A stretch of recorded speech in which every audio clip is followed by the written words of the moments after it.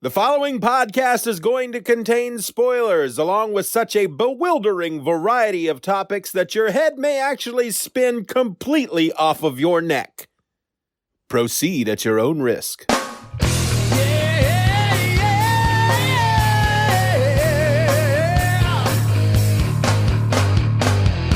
Hello and welcome to another episode of the Steeven Orr podcast, the show that reads like it eats.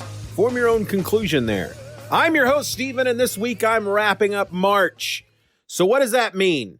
Well, here's the deal, folks. I spend a lot of time, my reading habits lately are, I can't read this comic book unless I'm going to read it for the show, because I don't have time to just be reading for fun. That's insanity. Who reads for fun anymore when they have a podcast that they have to prepare for?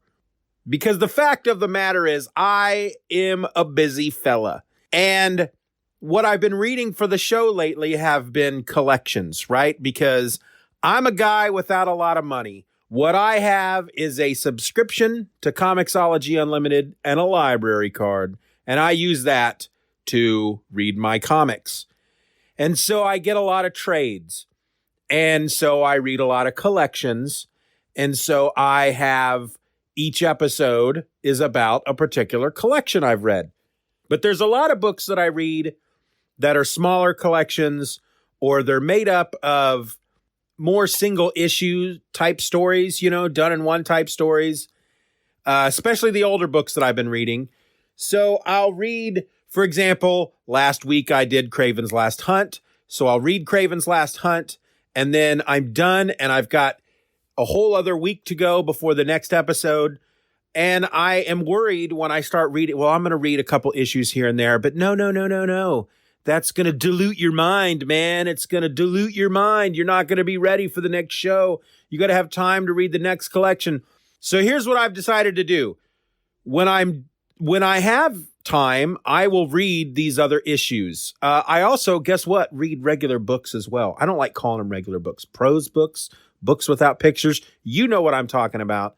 And so I figured what I would start doing is at the end of the month, the last episode of the month, I would do a month-end wrap-up in which I just talk about all the other stuff that I read or watched during that month.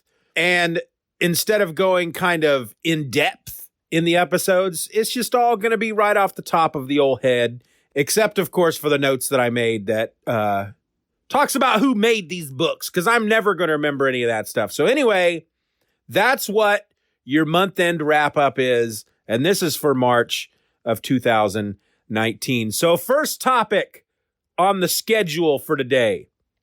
I just want to talk a bit about the diet. Little diet update. I'll probably do this each week. Just deal with it.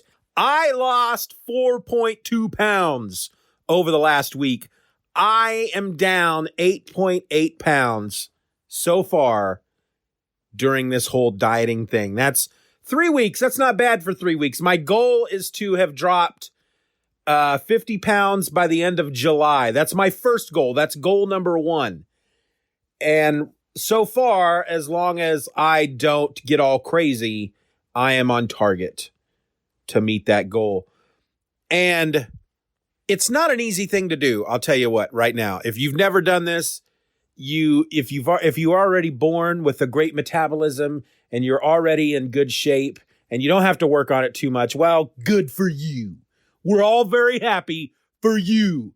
But some of us have to work on it. And some of us have to completely change their lifestyle. And what that means is no longer eating a lot of the foods that I love. The foods that for many years, such as the donuts and the cheesecake and the bread, I have had a love affair, a torrid love affair with these foods for decades. And I've had to just completely walk away from them, turn my back on them, leave them standing crying in the rain saying, "Why, Steeven, why?" Well, I have to think about me. I can't think about you. I can't think about the donuts and the cheesecake and the bread. I can't. I have to think about me. But just know this, good foods that are still out there I Still Love You. Everybody's got a reason to live, baby.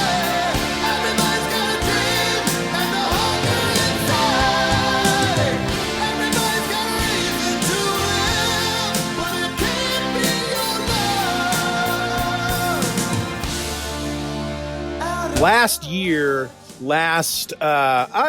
It would have been in the fall.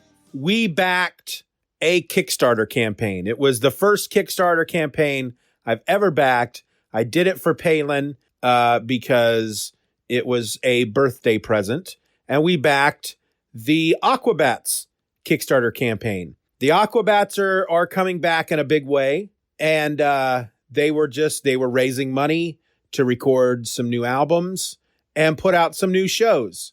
And so we backed that Kickstarter. And just recently, we got our first couple of rewards, which was a soundtrack to the TV show and a live album. So if you're not really aware of who the Aquabats are, let me try to explain, because this does have something to do with the show. The Aquabats are a band that formed back in, I think, 94 in California. And they had a theme. They were a group of superheroes that rocked. That was their theme. And they started out as a ska band. They're not really a ska band anymore. Their sound has evolved over the years. But along with their theme of being superheroes, they also they pretended as if they were a kids show. They were superheroes on a kids show. So all their music has always been family friendly. And I first heard about the Aquabats through Bill on Half Hour Wasted. He was talking about the Aquabats a number of years ago, and I thought, well, that sounds slightly interesting, and then totally forgot all about it. And then the first season of the Aquabat Super Show showed up on Netflix a couple of years back, and I decided to give it a try, and the kids sat down with me and watched it, and we all just fell in love. It is, how do they put it? They describe it as HR Pufnstuf meet the Power Rangers. It's very cheesy as far as, it's very low budget, cheesy, funny. The Aquabats themselves are not actors. They had to take coaching. They had to have an acting coach and take lessons and whatnot. But it only adds to the wonderfulness of this show. That's how great it is that the budget is low and the main characters aren't great actors. And so not long after that, I got a trial subscription to Amazon Music, and I used that to give their music a try, because I looked them up. At that point, I didn't realize how long they had been a band when we started watching the Super Show. I just thought I would check them out, and I went onto Wikipedia and found out that they've been a band since 94. They were playing clubs in California at the time that I was playing clubs in Kansas when I was in a band.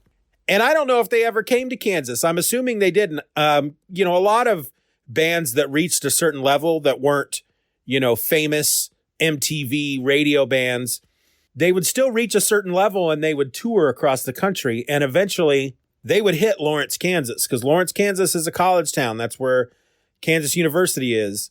But I don't remember the Aquabats ever. If they did, I probably dismissed it. I'd never heard of them before. But I have to feel that if they had come to town and I had saw them back then, I would have been a fan since the 90s. But anyway, that never happened. Anyway, so I get this subscription to Amazon Music, and I start checking out their albums, and I just fall deeper in love with the Aquabats. And eventually the subscription runs out, so I start buying their music. And Aquabats, I love them. And so recently, when I started the podcast, I was reaching out to musicians, mainly the nerdcore folks. MC Frontalot, Michael Kill, Adam Warrock, Beefy, Kirby Crackle, and just asking them, hey, do you mind if I play clips of your songs on my show? I like to try to break up my talk, since I'm a single host podcast. I like to break up my talking every 15 minutes or so with just a little bit of music. And all of them said yes. And I want to play some Aquabats music on the show as well. Now there's nothing stopping me, but technically it's not legal for me to do so without their permission. That hasn't stopped me before for some reason, if I want to throw in, like what I did earlier, a bigger named band, I get nervous about that, but it doesn't bother me as much if I'm doing it for a more of an independent type group. And so I went on their website. I couldn't find any contact information. I follow them on Twitter. So I tweeted at the band a few times, never got any response. Over a week ago, because not only do I follow the band on Twitter, I follow some of the members that are also on Twitter. And a couple of them have followed me back. So I direct messaged one of them, pleading my case, and I haven't heard back yet. I have to assume those guys are busy. I don't really see them tweeting all that much, but I really want to play I really want to play their music on the show, but I want to do it with their permission. And so if anybody out there who's listening to me right now has any way to contact the Aquabats, please let me know. If it's something that you can do on my behalf, or if there's something that you can give me that is a direct line to the Aquabats, I would appreciate it. I'm going to try Twitter a couple more times to the other guys that I follow and see if I get some response there. But if I don't get any response, I'm just not going to play their music. That's just the way it is, because I'm not going to do that. But I would love to play their music because I love that band. So I watch a lot of sitcoms on the Hulu, on the streaming services, because I find that they're easier to fall asleep to. I never used to fall asleep to TV, but over the last 10 years or so, I found myself falling asleep to TV a lot. And I, of course, have come to need to fall asleep to TV. And I find the sitcoms are better, especially sitcoms that I have seen over and over and over again in syndication. Stuff like Friends, Wings. You know, I can watch those and fall asleep and not worry about, oh, I'm going to miss something and I'm going to have to go back and rewind and find out where I left off. So recently, because I went through Friends, and I went through Frasier, and I went through Cheers, and I went through Wings, and just a bunch of sitcoms. And just recently, I started going through some of the Britcoms. And Spaced is one that I have watched a number of times, so I'd been falling asleep to Spaced. Of course, with the British comedies, their seasons or series are only about 6 episodes, and there aren't that many series or seasons out there. So Spaced, for example, had 2. And on Prime, they call them seasons because that's what we call them here in America. And so I watched those 2 seasons, and now I'm watching Black Books. And I can't think of the name of the guy who's in Black Books, the main dude who plays Bernard Black, and his friend and coworker, Manny, played by Bill Bailey. And so that's been a lot of fun. I have seen Black Books a few times. Again, this is stuff that I have watched many times before, and now I'm just falling asleep to because it's there. But Black Books, I keep, it's been a while. So the next night when I sit down to watch, I do rewind back to where I left off. But that's a really funny show. If you're into the British comedy and you have not seen Black Books, I do recommend it. Bernard Black owns a bookstore called Black Books. He's a drunkard. He's just a curmudgeon. He is a very antisocial person. The only reason he has opened a bookstore is because he just wants a place to hang out and read all day long. And he understands that he has to make money off of it. Just having a customer come into the store just pisses him off. Just pisses him off to no end. And he doesn't want them in there. And he does everything he can to get them out of the store and maybe hopefully never coming back. Manny, on the other hand, is kind of this wide-eyed, happy-go-lucky type of guy. Also into the wine. They're both big wine drinkers. Same with their friend Fran, who ran a shop next door and now where I'm at in the show no longer does. But they're all big wine drinkers. And Manny is always trying to come up with ways to help the store make money, which just annoys Bernard to no end. But at the same time, Bernard he keeps Manny around because I think deep down he really likes him. But also Manny can interact with the customers, whereas he doesn't have to. Though often he does, just simply because a customer will come into the store and ask for a particular book. And that's just something you don't do. That's just something you don't do in that bookshop. If you engage in Bernard in any way, you're asking for trouble. I have also been reading, I got a really good deal on a Conan book. It's a collection of Robert E. Howard's short stories, his Conan short stories, and I got it on Kindle for 99 cents. And I've only read the first one so far, which is The Frost Giant's Daughter, and I've started The Tower of the Elephant, or The Elephant's Tower. Now I can't remember what it is. But I had never read any Conan before. I've only read the comics. I feel like I know I had some old Conan books, some old weathered Robert E. Howard Conan paperbacks, and I know they're up in the attic somewhere, and I know I need to go up and look for them, but that just sounds like a lot of work because I got to go up some stairs, and it's creepy up in the attic. It's creepy up there. I try to avoid it whenever I can, but sometimes I don't have a choice. For example, when I have to get some comics to give away to my Pie in the Sky members who win their stack of comics each month from the Patreon, I have to go up there and grab some comics. So I do that for you folks, but I don't like it up there. It's creepy. Anyway, I had at one point Robert Jordan, who wrote the Wheel of Time series, who died writing the Wheel of Time series, I should say, because he never finished it. Thankfully, he had copious notes, and Brandon Sanderson was able to come in and finish it all out. He had written some Conan before Eye of the World, and I think I had read some of his Conan, but I know I had some. I just don't remember if I liked it or not. And I went into these Robert E. Howard stories with a little trepidation because I know they're classics and I know that they're famous, but they're also old. And sometimes the older classics can be a little trying. They can be a bit of a slog. But man, these so far, like I said, I'm only a story and a half into the book, but they're really good. He's very descriptive, but his descriptions, I don't want to sound pretentious, but his descriptions are very poetic. They really help you feel what's going on, the smell, the look, the taste of a room. The opening of The Tower of the Elephant opens in this tavern, and he's got like 4 or 5 paragraphs just describing the atmosphere of this tavern. And you feel like you're there by the end of it. And never at any time during those opening paragraphs did I act in any way. Okay, we get it, Mr. Robert E. Howard, author guy. We get it. We understand the tavern is the way it is. Just get to the story already. He had me. The flow of the language, he had me. And so I've been reading that as I can. I don't read enough prose as I used to, but because I'm reading all these comics.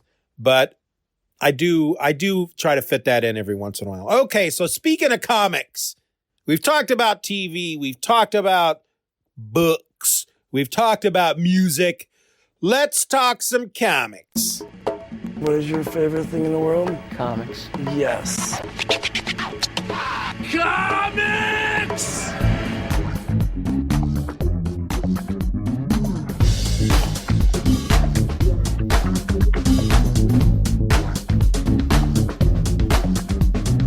No, wait, tell me about comics.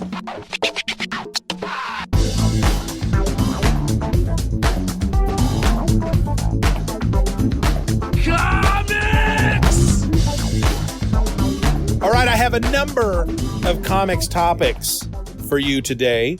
Some old, some new. How about we just get into them, shall we? So I have a trade called Spider-Man Team Up. Not Spider-Man Team Up. Spider-Man Marvel Team Up. This is a physical book. That's me waggling the book. I got this from the library, and it's the Chris Claremont, John Byrne issues of Marvel Team Up featuring Spider-Man. It does not have all of them.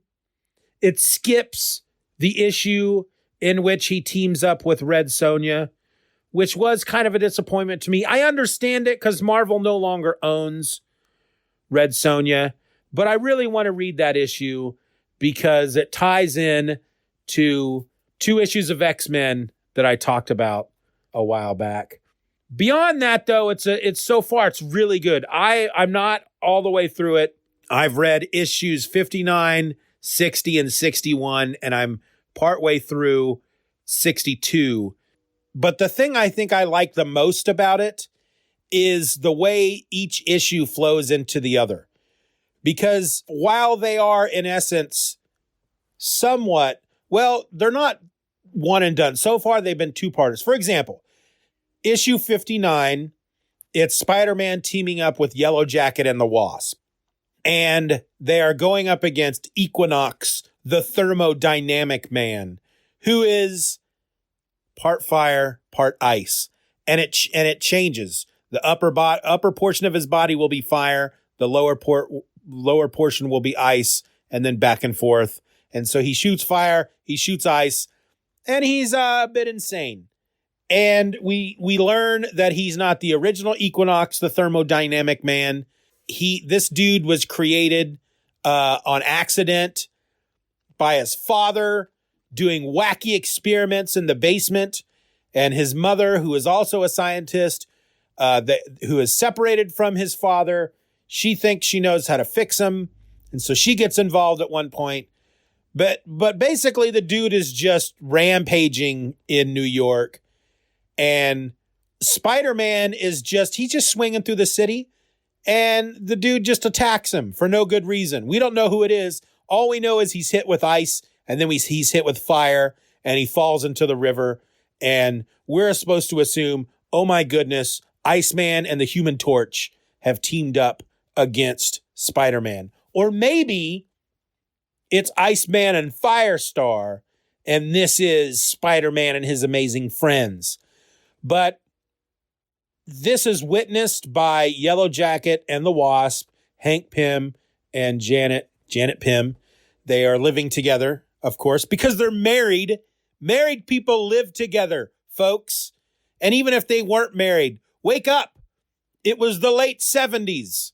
So they witness what happens to Spider-Man. They grab him out of the river, take him back to the apartment, and Equinox comes to the apartment for some reason, he's got it really bad for Spider-Man. They don't really explain why. He's just decided, I'm going to kick Spider-Man's butt. I think that's what I'm going to do today. Let's see. I got up. I had a banana. Had some bran because I like to stay regular. And now I'm going to go kill Spider-Man. So Spider-Man and the Wasp and Yellow Jacket, they fight Equinox. And then at the end of the issue, it appears that Equinox murders Yellow Jacket. So then issue 60 is Marvel team-ups featuring Spider-Man teaming up with the Wasp. They end up at the Baxter Building because they meet up with this scientist lady who has this big gun that she created that is supposed to fix Equinox. It doesn't. Spider-Man, being the genius he is, he says, well, let's go to the Baxter Building. Reed will help us. Of course, the Fantastic Four aren't there, but with Janet's Avengers credentials, they get in. Spider-Man does something to the gun to make it work, and then they go up against Equinox. We find out Yellow Jacket is alive. They win. Janet and Yellow Jacket move on with their lives. They go home, and then out of nowhere, this big orange Rocky Fist punches Spider-Man. And we go into the next issue, which is Spider-Man teaming up with the Human Torch versus the Super Skrull. As they were in the Baxter Building, they disturbed something that had the Super Skrull in it, and the Super Skrull got loose. The Human Torch is taken out during that issue, which then leads into issue 62, and Ms. Marvel shows up to help Spider-Man. Anyway, I like how we're 4 issues in, and really it's the same day so far. I mean, all this crap has been... Spider-Man's just swinging through the city. Equinox. And then the Super Skrull. Bam. And so, yeah, really fun. It's pre-X-Men, I believe. But John Byrne's pencils have never looked better.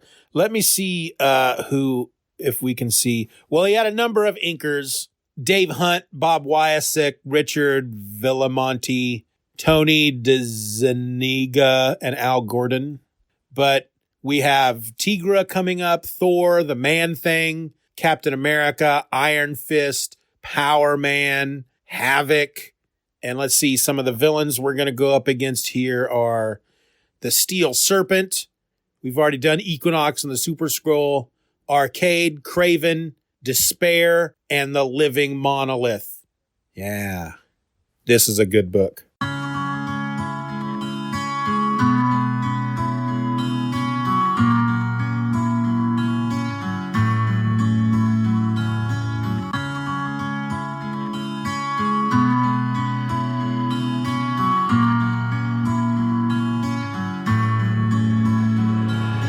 Staring up at the ceiling, running the playback of my mind a million times. See the same things, review the same lines. It's cold. I just need to move around some words. Perspective will change up again. The grind I lost at first. Worst is yet to come. Hear it in my head. Lately in the morning, I don't really want to get out of bed. Instead, I'd rather let it all fade away. Let my friends all leave. Better if they don't stay okay. I guess you had a point when you said that I was probably wrong about feeling like I'm better off dead. Sorta starting to wish I'd slip off to sleep instead of walking around pretending like I still feel anything. It's getting really old wearing the same mask. I remember my sense of humor, so I still force myself to laugh. My last thoughts before I finally started up the bad dreams. I'm starting to doubt that even really trust me. Is that you? Was that me? Lately it feels like it's a struggle for me to even bother to speak. It's been a long week, it's been a long week. It's been a long week, it's been a long. Is that you? Was that me? Lately it feels like it's a struggle for me to even bother to speak. It's been a long week, it's been a long week. It's been a long week, it's been a long. I also read Stumptown Volume One. This is an Oni Press book that was created by Greg Rucka and Matthew Southworth. Greg Rucka wrote it. The art and letters were by Matthew Southworth. The colors were by Lee Luffridge. I read this I'll be honest with you. First of all, I love Greg Rucka. I haven't read a lot of Greg Rucka's comics. I've read some. I've read more of his novels. His Atticus Kodiak books are really good. At least the ones that I don't think I've read all. Here's the thing. Because when I looked up just to see what kind of information they had about this book on Wikipedia, and Stumptown is set in the same universe as the Atticus Kodiak books. But the only way you'd know that is that they share minor characters. And it's been so long since I've read any of the Atticus Kodiak books that I don't recognize. None of the characters stood out to me. So first and foremost, I love Greg Rucka. That's not really why I picked the book up, because I've known about this book for a while. I think it came out after I had stopped reading comics. So I would hear about it, but I never read it. But of course, they announced recently that they're doing a pilot for a possible show for MTV. I almost said MTV. I'm glad it's not MTV. MTV is supposed to only be about music. They need to stop with this whole never playing music anymore. I think it's sad. Yes, I'm going on a tangent.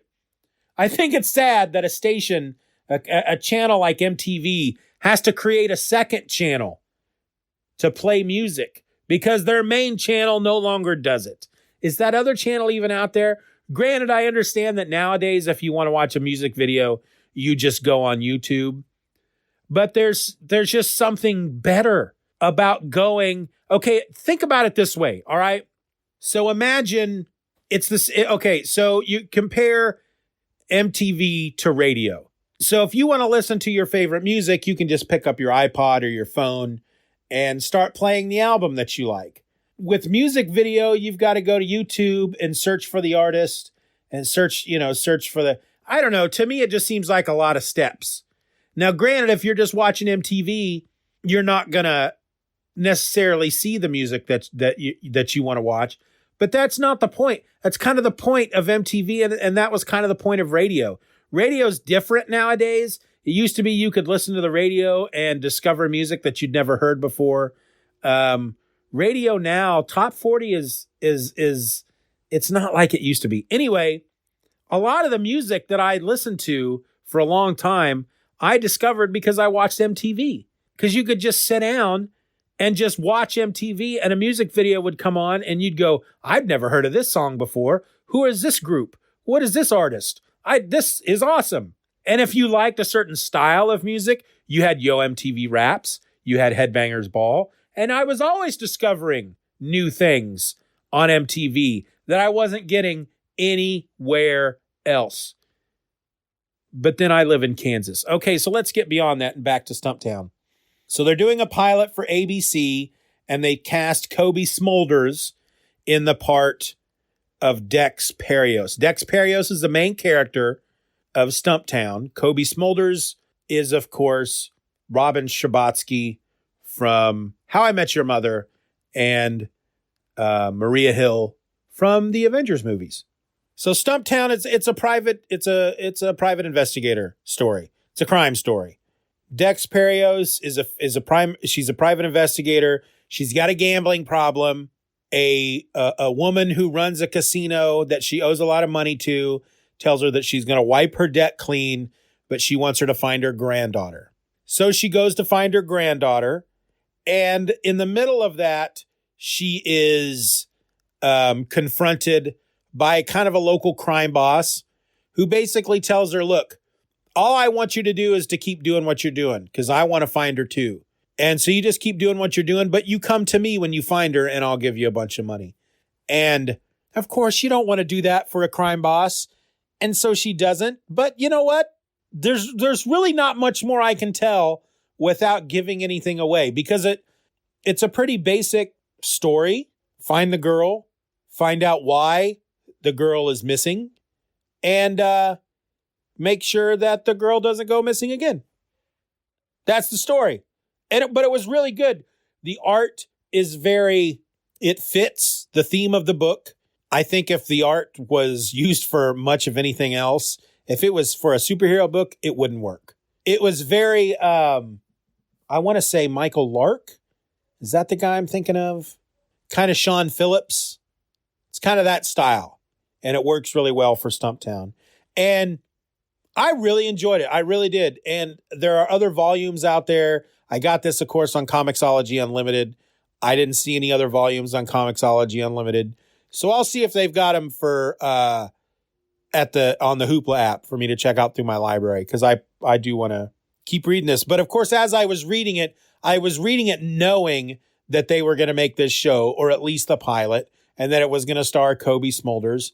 And so I was reading that with that thought in mind and could totally picture her playing this part. And I'm now even more excited for this show. I was like, oh, cool. They're going to make a show called Stumptown about a comic book that I've never read starring Robin Scherbatsky. That's pretty cool. But now I'm like, all right, I can't wait to watch this show. I don't know why I did that voice at all. All right. 2 more books I want to talk about.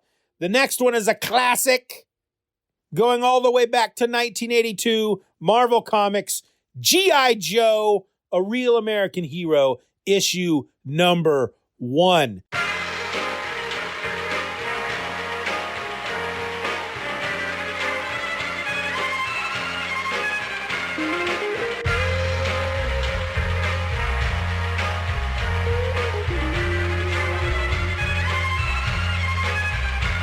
It was another cold winter, but I'm back to burn. Everybody got an ego that about to hurt. I give it a cold shoulder like a lover's sperm, but I get it already and your respect is earned. Spun a couple records, now the tables turn. Spit it on your fables, now the lessons learned. Graveyard shift, digging up my past. Held on to my stomach until I got the last laugh. Held my hands, white knuckles to the whole crash. Nowadays that credit can't get the cash. Acid bath, cannonball, make a splash. Listen, all fold homies like a Damon Dash. Understand we get the joke. You cast illusions in a haze of smoke. I was there at the start and I'm ready to blaze for folks. Your first mistake was that you ever spoke. You think that's funny? It's a panic. What are you in?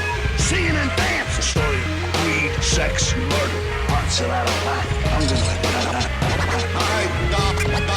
I thought it would be beautiful. Best advice I ever I recently discovered that all of the G.I. Joe Classics trades are available through Comixology Unlimited.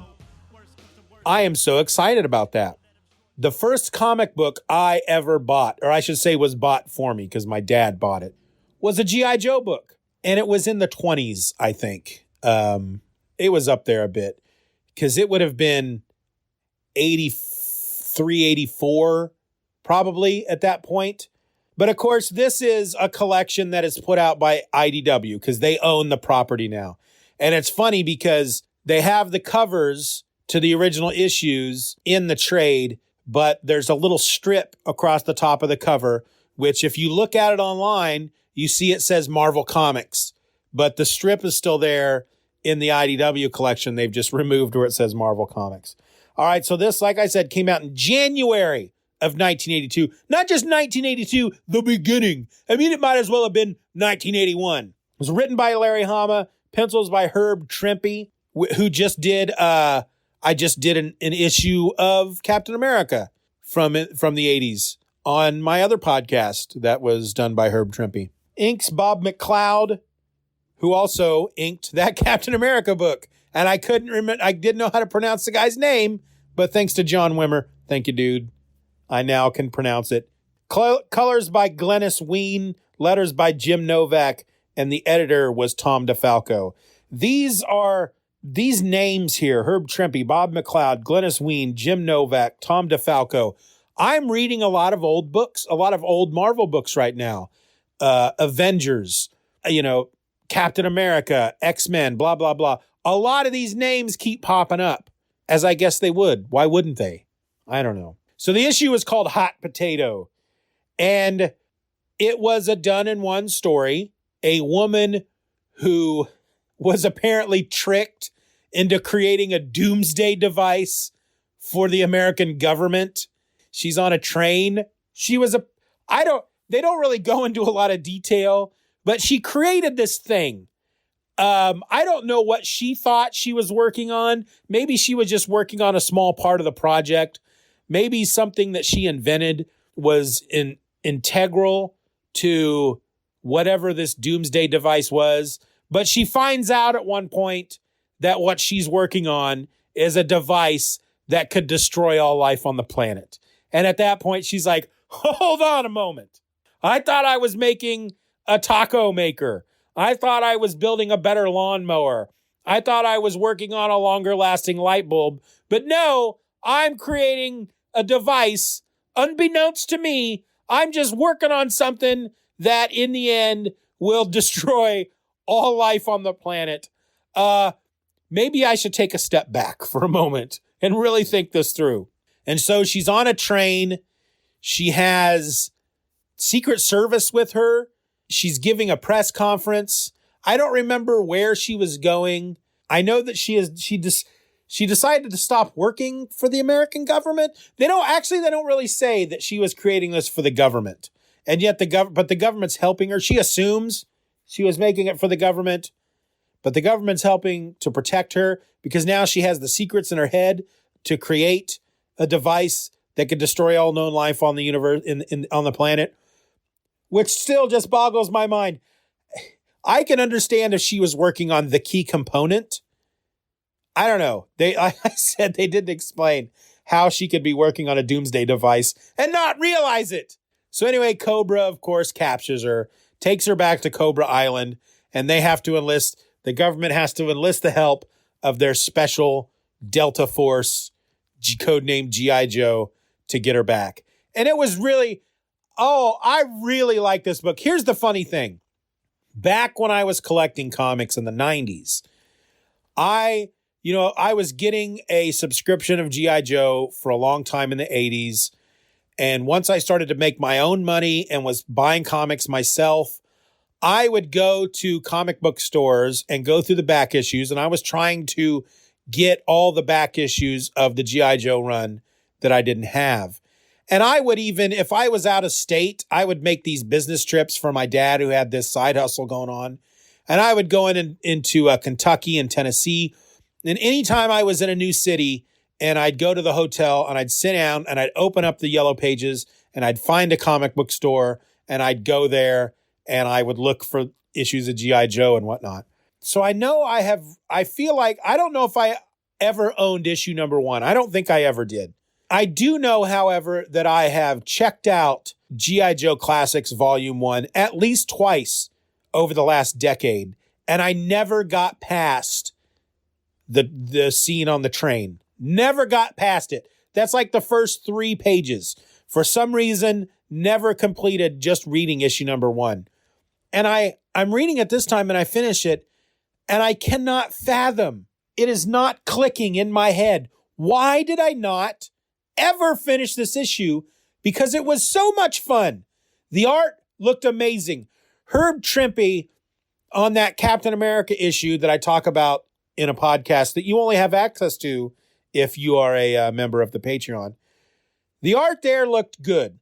It looks so much better here. There is one panel of Scarlet Witch that maybe I'll put up on the Instagram at some point after this episode goes out.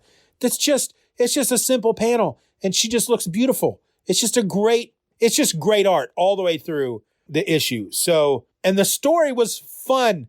And there are some portions in the story that I'm like, whoa, what's going on in this G.I. Joe book? For example, after the woman gets kidnapped by Cobra, these 2 generals are talking. One of them is General Flagg, who's apparently a young guy, and then an older general. And the older general is telling General Flagg that not only has it hit the fan, it has covered the fan. Something to that effect. And I'm like, dude, you're talking about poop. That's kind of gross. Not only you're basically saying poop didn't just hit the fan, poop is covering. It's dripping off the fan. That's not something I would have picked up as a kid, but I read that and dude, you're talking about human excrement covering a fan. I understand the expression that the insert naughty word here hits the fan. I get it. It just seemed out of place for some reason in a G.I. Joe. Now they didn't use the curse word at all.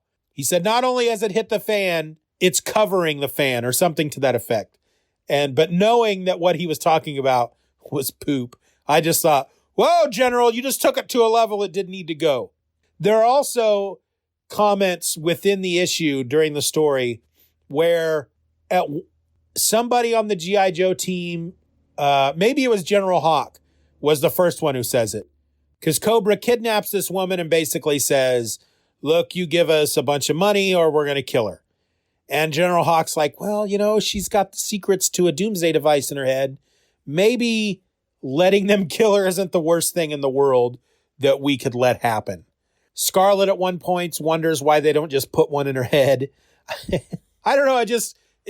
These are not the toys that I grew up with. And I knew that based on the G.I. Joe comics that I read when I was getting them. I knew that they were not like the cartoon. I knew that. They eventually became kind of cheesy, but for some reason I just found that refreshing on this issue. Anyway, I loved it so much that I think maybe I will do some spotlight episodes on G.I. Joe, kind of like what I'm doing now with the Death of Superman. I had the whole stupid idea of a Superman month, but now I'm doing them once a month until I get through the 4 trades. I may do that with G.I. Joe as well, because I could do the comics, I could do the cartoon, I could do the animated movie. That's something that is now spinning around in the back of my head. So maybe that's something we'll get at some point in the future. All right.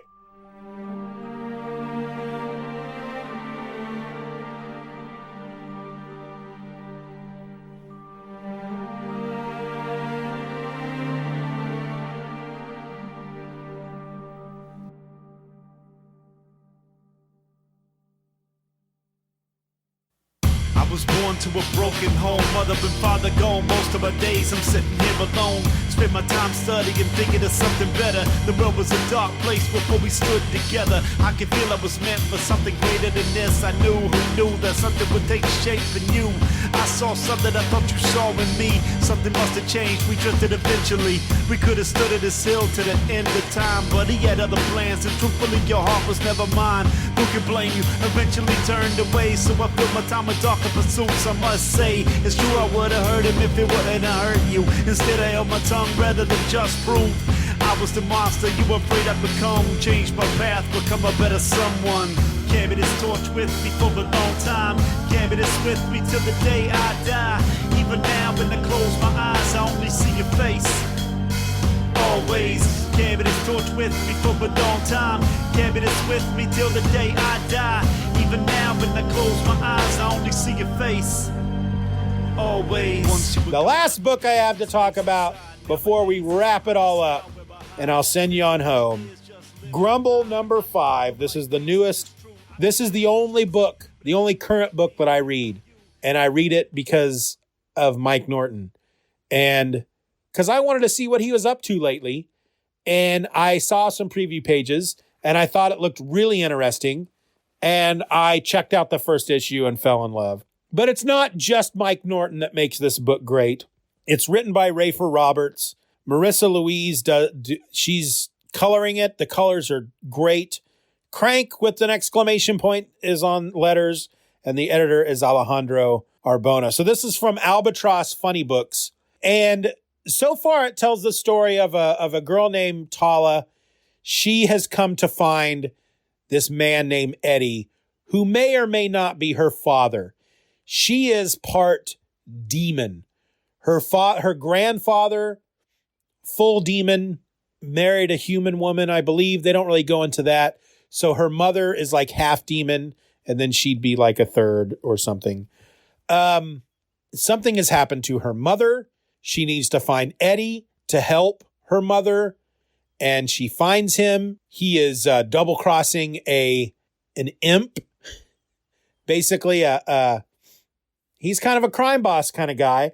And so they're on the run from this guy, and Eddie decides to take a potion to change himself into a pug so that he can avoid detection. But then when he tries to take the counter potion to turn himself back, it doesn't work. So throughout this book, he's a pug. He's a walking, he can talk like a human. He walks upright, but he's a pug. And not only are they trying to get away from the imp, this crime boss, there's also this interdimensional magic mystical race of creatures hunting her. Well, issue number 5 tells us what happened to her mom and tells us truly why she went to find Eddie. And I'm not going to spoil anything for you, but I hit that last page and I just went, ooh. I mean, it's so good. This is a great book. I am not reading current books, as I said. I think the newest book that I read was the first trade of The Immortal Hulk. That's the newest thing I've read recently. I'm reading the first trade to Green Lantern. I keep saying that. Green Arrow Rebirth. That's one of the newest things I've read recently. Grumble is a new book. Not only does it look beautiful, I don't like to, and not that I'm not going to say this because I'm saying I want him off of Grumble. As far as I'm concerned, if they do this book for the next 10 years and it stays this good, I'll be happy. But if for some reason this book ends, I would really like to see Mike Norton on some more superhero stuff. There is an element of John Byrne to his art. There's obviously others in there. And it's not that anybody looking at his art might just go, oh, well, he's just copying John Byrne. But I feel John Byrne when I look at his art. And maybe it's more the sequential storytelling, over the art style itself. He does have a classic style. He's got a modern take on a classic style. Let me put it that way. But I would love to see him on some of those old, like I would love to see a John Byrne. I would love to see a Mike Norton Alpha Flight. I would love to see Mike Norton do like some Green Arrow or Fantastic Four. Heck, I think they should bring back, and maybe they have, I don't know, I'm not up on things, but I think they should bring back the Marvel Team Up and put Mike Norton on it. That's what I think. That's my 2 cents right there, Buster. So that's Grumble. Grumble is an amazingly fun book. It is not family friendly. The F word is thrown out all the time. No nudity. Haven't seen any nudity, but they cuss often in the book, and it can get very violent and bloody, very graphic that way. But it's It's if you were listening to the Just Another Fanboy podcast back in the day, then you know that my big book back then was Proof by Alex Grecian and Riley Rosmo. This is my proof. That's the level that I'm putting it on. This is my big book. This is the book. Granted, I'm not reading anything else modern at this point, but there's a reason I picked this over. I could have started getting any book out there, but I picked this one because I thought it looked amazing. All right, I want to thank you for taking the time to listen to the Steven or Else podcast. I can't say it enough. It means a lot. It really does to know that you're out there listening. Otherwise, I'm just talking into the void, and I would probably do that anyway. But it means a lot to know that you're out there listening. You can email your questions and comments to stevenorelse@gmail.com. You can also leave a comment to the episode on the site. That's stevenorelse.com. You can follow me on both Twitter and Instagram by searching for @StevenOrElse. I also invite you to join me at the Reddit at reddit.com/r/StevenOrElse. You can join me on my Patreon, and for as little as $1 a month, be a supporter of the show. You'll also have access to the exclusive My Other Podcast. That goes out every week, and with rare exception, is only available to my Patreon. So go on out to patreon.com/StevenROr and make your pledge. $1 a month. $1 a month. Currently, My Other Podcast is releasing twice a week. There's a Tuesday episode, which is somewhat behind the scenes. So I got a Tuesday and a Friday episode right now, and it changes because I can't make plans because plans always change. But right now, the Friday episode, I talk about a single issue comic book, and the Tuesday episode is what's going on with the show, what's going on with me, and then all just the neurosis because I freak out about this show a lot. Should I be doing this? Should I be doing that? Here's a really dumb idea I've come up with that I'm probably not going to do, but I just need to talk about it. That's what the Tuesday episode is all about. And you'll get both of those every week for $1 a month. If I was just putting out one episode a week of My Other Podcast, that would be 25 cents an episode. But we're talking 12.5 cents an episode. And they're about 15 minutes long. And I think, frankly, my opinion, I think they're pretty fun. So get on out there, $1 a month. That's all I'm asking. Now, if you still want to support the show, but you don't want to do so monetarily, that's okay. That's cool. You can still support the show by just getting out there and spreading the word.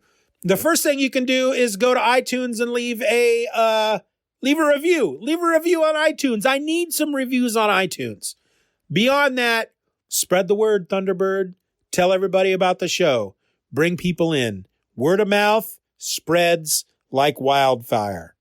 Did I say fire? I felt like I said fire kind of weird. Fire? I don't know. The Steven or Else podcast is a proud member of the Comics Podcast Network. You can find it over at comicspodcasts.com.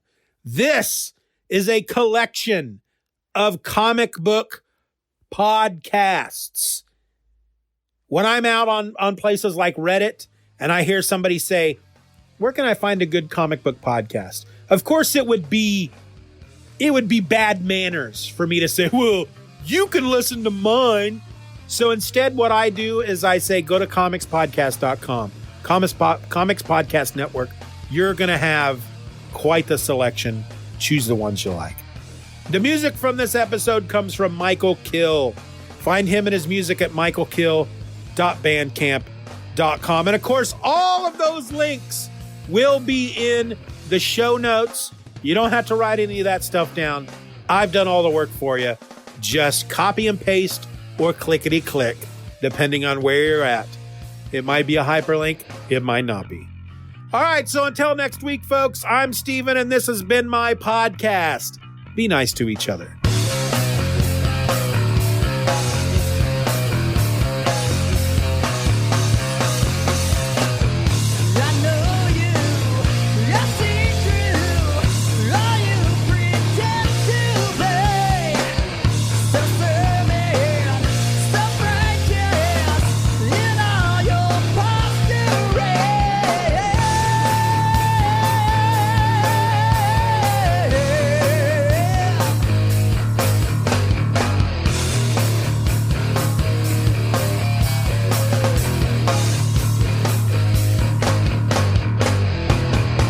Bye-bye, Daddy. Bye-bye, Daddy. Good job.